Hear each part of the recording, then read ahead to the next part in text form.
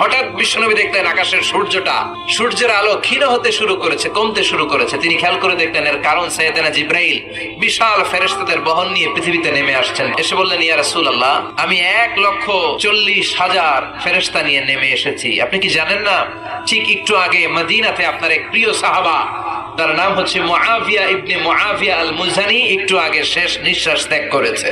সাইয়েদনা জিব্রাইল বললেন, ও নবী, আপনি কি আপনার প্রাণের সাহাবীর জন্য গায়েবানা জানাজা পড়বেন না? বিশ্বনবী বললেন, অবশ্যই পড়বো। সাহাবীদের মধ্যে ঘোষণা দিলেন, ও সাহাবারা, তোমাদের ভাই মুআবিয়া ইবনে মুআবিয়া আল মুজানি কিছুক্ষণ আগে মদিনাতে ইন্তেকাল করেছে। তোমাদের ভাইদের জন্য সবাই বাইরে বের হয়ে আসো, এই মুহূর্তে আমরা গায়েবানা জানাজা পড়বো। বিশ্বনবী প্রথম কাতারে দাঁড়ালেন, হাজার হাজার সাহাবারা লাইন ধরে দাঁড়ালো।